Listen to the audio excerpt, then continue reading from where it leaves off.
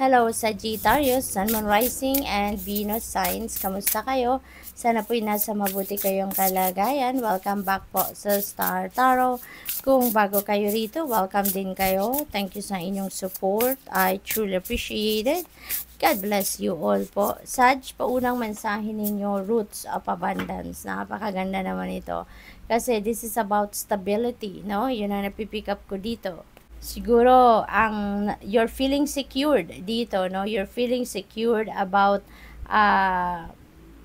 life, secured kayo sa pamilya, sa mga relationship, and of course, siguro pagdating din sa pangkaperahang aspeto, maaaring secure din kayo, no?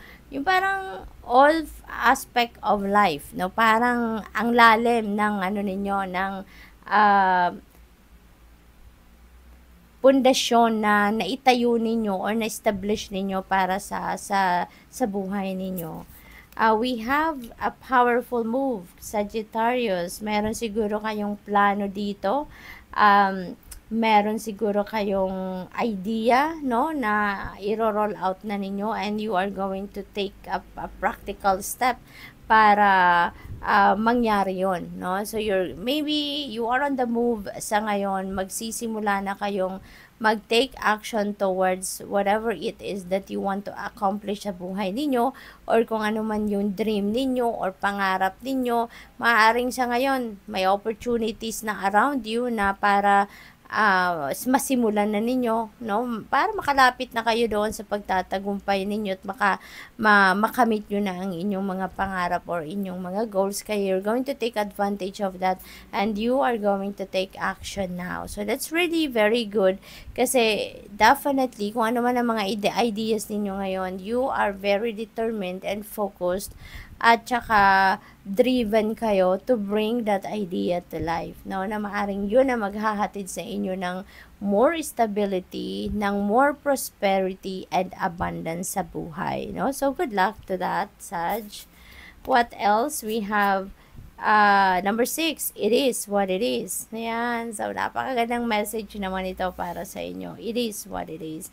Yun eh. Diba? We just need to embrace what is happening. We just need to embrace what is unfolding sa buhay natin. Hindi ba?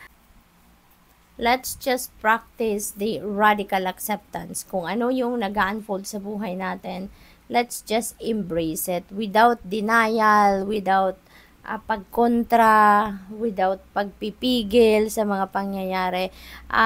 There is an energy of surrender dito sa it is what it is energy. Kasi kapag nagsusurrender tayo, 'di ba, sa Panginoon, sa divine universe, ina-allow na natin yung destiny, no, ang mag-unfold organically ng mga bagay-bagay na hinahayaan na lang natin na kung saan tayo dalhin ang agos ng buhay, doon tayo. At kung napapansin ninyo, kung gano'n ang pinapractice ninyo sa buhay ninyo, mapapansin ninyo na mas magaan ang buhay, hindi ba? Kapag nagsusurrender tayo sa divine universe, mas smooth sailing ang lahat. Kahit may mga problema tayong nai-encounter, magaan pa rin ang pakiramdam natin throughout the day. Lumipas man ang araw, lumipas man ang ilang pang mga araw, pero magaan pa rin ang pakiramdam natin when we are surrendering to God. 'Di ba? Kaya sa ngayon siguro, yun ang panawagan sa inyo, no? Na mag-surrender na lang tayo. Let's just embrace kung ano man ang hatid na biyaya or hatid na kaganapan sa buhay natin ng divine universe. At saka ang mahalaga din dito, no, when we surrender, we also need to listen, no, and follow what our intuition is telling us, kasi diyan pumapasok ang gabay ng Panginoon sa atin, no. Yung intuition natin, yung portal, no, ng guidance ng divine universe sa atin. Kaya importanteng magsusurrender tayo, and at the same time makikinig tayo at susunod tayo sa gabay ng Panginoon. Okay? So tignan natin, para nang sa gayon, we will be in alignment, no, with the divine.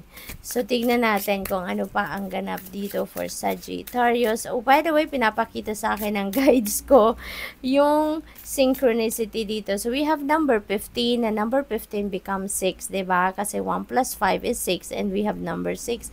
So, we have double 6, that is number 66. So, I suggest po, please look up for the meaning of number 66. Angel number 66 po for more guidance. Marami na sa Google ang mahahanap ninyo na articles na nag-i-explain po ng ibig sabihin ng mga angel numbers, at kahit dito po sa YouTube meron na din. Kaya kayo na lang ang pumili kung saan kayo maghahanap ng ibig sabihin yan or symbolism yan for more guidance. Okay?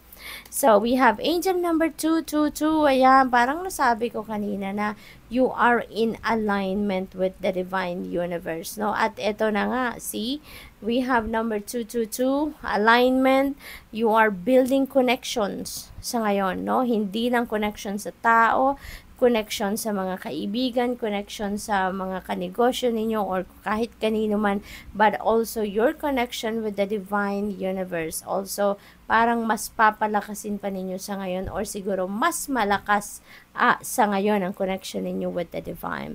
Maaring meron din kayong mabibuild na mga bagong friendship sa ngayon or romantic relationship, at saka yung family ties din, maaring mas malakas or mas matibay ngayon ang inyong mga relasyon sa inyong mga kapamilya. So, definitely there will be balance as well sa buhay ninyo, which is really beautiful.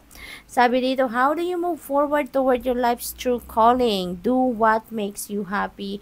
Yan ang pinakamahalaga. Gawin ninyo kung anong makakapagpasaya sa inyo. Gawin ninyo kung ano yung magpapangiti sa soul ninyo. No? Your enthusiasm is what keeps you going. Follow your interest if it's piqued by something. Following these routes will help you discover your life's purpose. Kasi kapag ginagawa ninyo ang kung ano ang love ninyong gawin, parang ano yun parang you are already living your purpose, no? Lalo na kung nakakatulong kayo sa maraming tao. Angel number 2424, good times. Ayan. So, panahon din para magpahinga siguro kayo. Para mag-step back muna kayo ng kahit saglit lang, Sagittarius, nang sa gayon, makapagpahinga kayo, makapag-recharge kayo, makapag-replenish naman kayo ng inyong mga lost energy. Okay? So, kung meron mag-aaya sa inyo siguro, no? At magkape, di ba? Mag-usap over coffee, or manood ng sine, or kung ano mang klaseng pamamasyal, go for it, no? As long as you feel safe, di ba? Sabi dito, you are worthy of affection, leisure, and pleasure. If you tell your family and friends how you feel, you'll find that you're all on the same page and can work together effectively. So, parang iniimbitahan din kayo dito na mas maging open kayo, no, sa pakikipag-communicate din sa inyong mga kapamilya, kaibigan, no, nang sa gayon, maramdaman din nila kung anong inyong nararamdaman. Kasi, you never know, baka yung gusto mo ay gusto din nila, hindi ba? Many people are rooting for you. If you spread love, it will find its way back to you multiplied. What else? We have number 19. There is karma at play. Sa ngayon, karma will be paving you a visit. Release the need to control because you cannot force things. That's very true. Kaya nga, merong surrender energy dito sa reading ninyo. Learn your lessons so that they don't repeat in the future.